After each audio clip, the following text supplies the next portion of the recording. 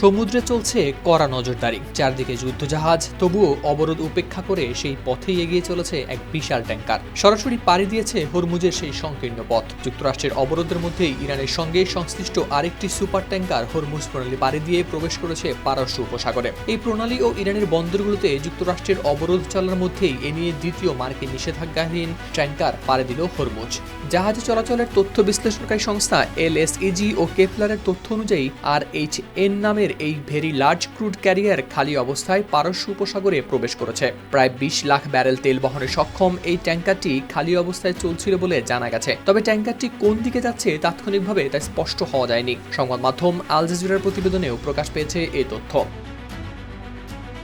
ইরানের সংবাদ মাধ্যম ফার্স নিউজ এজেন্সি জানায়, মার্কিন নিষেধাজ্ঞার আওতায় থাকা ইরানের একটি সুপার ট্যাঙ্কার চলমান অবরোধ উপেক্ষা করে হরমুজ প্রণালী পাড়ি দিয়েছে। ট্যাঙ্কারটি ইরানের ইমাম খোমেনি বন্দরের দিকে গেছে। এদিকে এই ঘটনাটি এমন সময় ঘটছে যখন মার্কিন প্রেসিডেন্ট ডোনাল্ড ট্রাম্প ইরানের উপর আরোপ করেছেন নৌ অবরোধ। গেল সোমবার এই অবরোধ কার্যকর করে যুক্তরাষ্ট্রের নৌবাহিনী। মার্কিন সেন্ট্রাল কমান্ড সেনকম দাবি করে, এখন পর্যন্ত কোনো জাহাজ ভাঙেনি অবরোধ। মার্কিন বাহিনীর নির্দেশে যাত্রাপথ ঘুরিয়ে দেওয়া হয়েছে নাকি 10টি জাহাজের।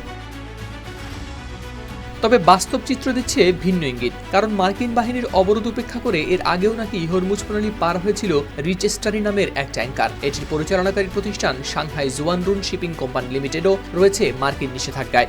LSEG আর কেপলারের তথ্য অনুযায়ী মাঝারি আকারের এই ট্যাঙ্কার বহন করে প্রায় 2,50,000 ব্যারেল মিথানল। সব মিলিয়ে সমুদ্রে এখন চলছে এক অদৃশ্য টানাপোড়েন। একদিকে অবরোধ, অন্যদিকে তা উপেক্ষা করার চেষ্টা। আর সেই লড়াই দেখাচ্ছে হরমুজ প্রণালী এখন শুধু একটি বাণিজ্য পথ নয়, এটি ক্ষমতা ও নিয়ন্ত্রণের প্রতীক হয়ে দাঁড়িয়েছে।